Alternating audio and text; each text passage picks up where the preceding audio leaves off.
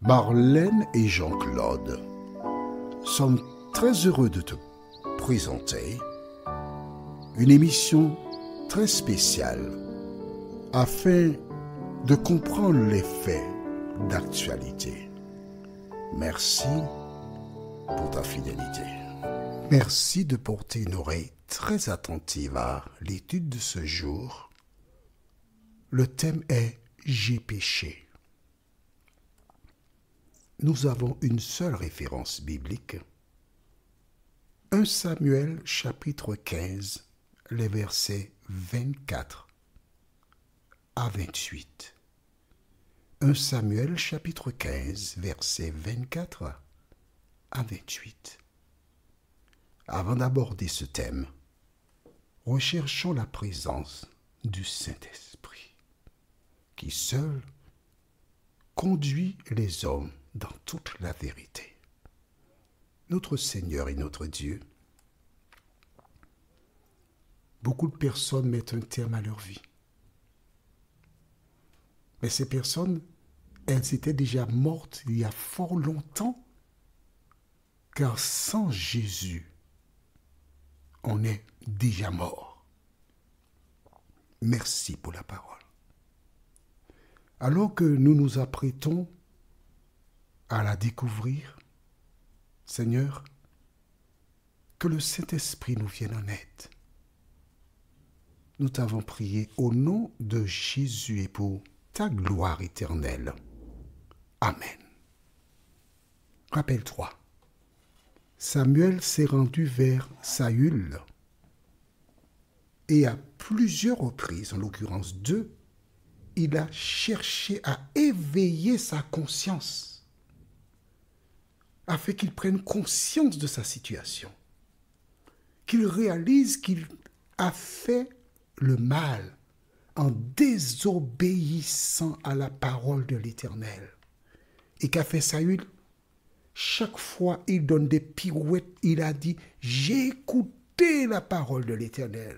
Ensuite il dira « J'ai bien écouté la parole de l'Éternel ». Alors que Dieu a déjà dit à Samuel « Il se détourne de ma parole ».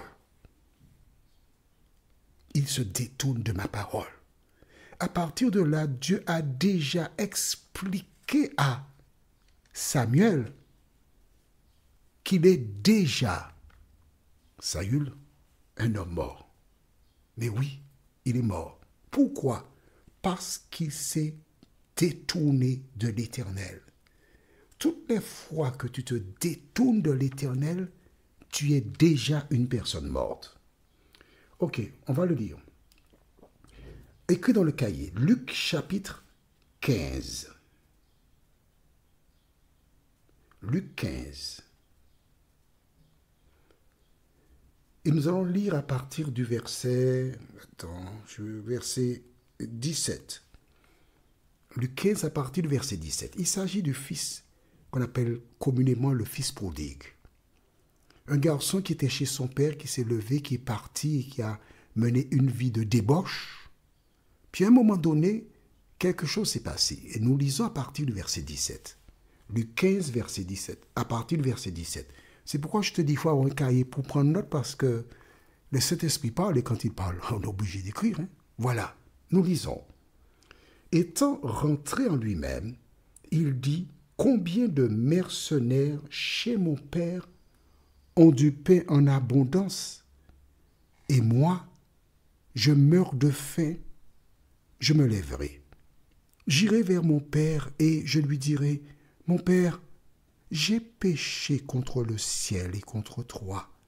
Je ne suis plus digne d'être appelé ton fils. Traite-moi comme l'un de tes mercenaires. » Et il se leva et alla vers son père.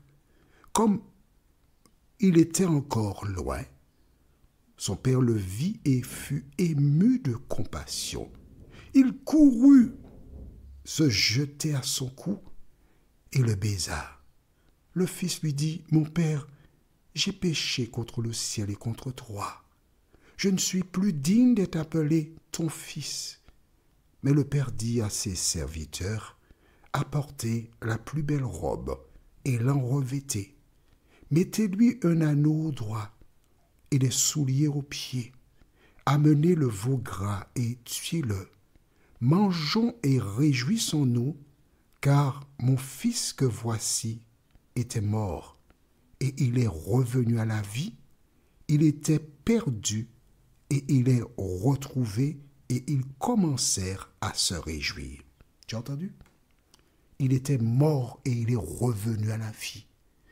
Quand tu te détournes de l'Éternel, tu es comment? Dis-moi. On vient de le lire. Tu es mort. Tu peux te rendre dans une communauté religieuse.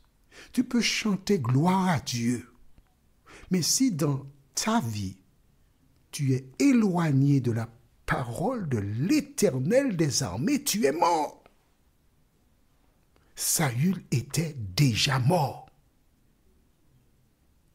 Et il l'a confirmé en quoi faisant? En disant oui, oui, oui, oui, j'ai obéi, j'ai écouté, j'ai fait, etc. Et lorsque Samuel prend la parole, et nous lisons maintenant dans 1 Samuel 15, au verset 23, oui, la révolte est aussi coupable que la divination, et la résistance au Seigneur est aussi fautive que le recours au téraphim. La résistance au Seigneur. Dieu est en train de te parler à travers ces audios que tu es en train d'écouter. Tu fais quoi? Personne ne te voit, personne ne te regarde, il n'y a que Dieu et toi. Et puis l'audio que tu écoutes là, c'est tout. Que fais-tu? Est-ce que tu n'es pas intéressé à arrêter, cesser de combattre? Et Samuel continue en disant, puisque tu as rejeté la parole de l'Éternel, l'Éternel te rejette lui aussi comme moi. Tu es rejeté. Tu n'es plus roi. C'est fini pour toi. Qu'arrive-t-il? Nous lisons maintenant les versets 24 à 28. Alors Saül dit à Samuel, j'ai péché, car j'ai enfreint l'ordre de l'Éternel et tes paroles. J'ai eu peur du peuple et je l'ai écouté. Tu vois? Il a fallu qu'il entende que c'est fini pour toi pour qu'il reconnaisse. Ce n'est pas de la repentance. Non, il ne s'est pas repenti. Il a dit ce qu'il aurait dû dire dès le départ. Oui, j'ai péché. J'ai enfreint l'ordre de l'Éternel et tes paroles. J'ai eu peur du peuple et je les ai écoutés. S'il avait dit ça la première fois, c'est ce que Samuel recherchait. Vois-tu, quand un membre de ta communauté a commis une erreur, ne va pas le voir pour lui dire, bon, tu as fait ça, on va prendre telle mesure contre toi. Non, ta première et seule mission, c'est d'aider cette personne à ouvrir ses yeux, à réaliser qu'elle s'est coupée de l'Éternel et qu'il est temps qu'elle revienne à l'Éternel. C'est ça la mission. C'est ça la seule mission. Alors il continue. Maintenant, je t'en prie, pardonne mon péché. Reviens avec moi et j'adorerai l'Éternel. Chantage, oui, là. Pardonne, reviens avec moi et si tu fais ça, je vais adorer l'Éternel. Ça veut dire quoi, cela? Eh bien, bravo. On continue. Verset 26. Samuel dit à Saül, je ne reviendrai pas avec toi, car tu as rejeté la parole de l'Éternel et l'Éternel te rejette. Tu ne seras plus roi sur Israël. Alors que Samuel tournait le dos pour s'en aller, Saül l'attrapa par le pan de son manteau, qui fut arraché. Samuel lui dit, l'Éternel t'arrache aujourd'hui la royauté d'Israël et la donne à un autre qui est comment? Qui est comment? Meilleur que toi. Mon ami, ne fais pas comme Saül. Ne t'entête pas. Arrête-toi.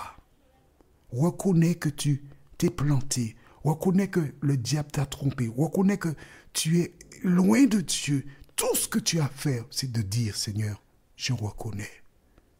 Donne-moi la force pour arrêter au nom de Jésus. Dieu t'aime, il veut ton salut. ne fais pas comme Saül. Prions. Notre Seigneur, notre Dieu, merci pour la parole. Car l'exemple de Saül est là pour nous aider à comprendre comment nous pouvons nous préserver.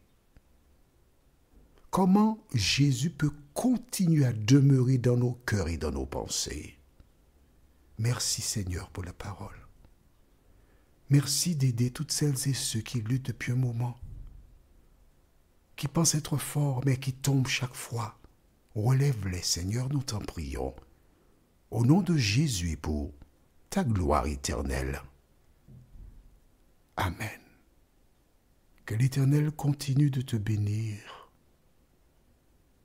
te garder, et il me tarde de te retrouver. Nous sommes parvenus au terme de notre réflexion. Si d'aventure tu as une question, il te suffit d'envoyer un message par le biais de WhatsApp au numéro suivant, plus 596 696 88 93 93. Et alors Jean-Claude, moi, je me ferai un réel plaisir de répondre à ta question.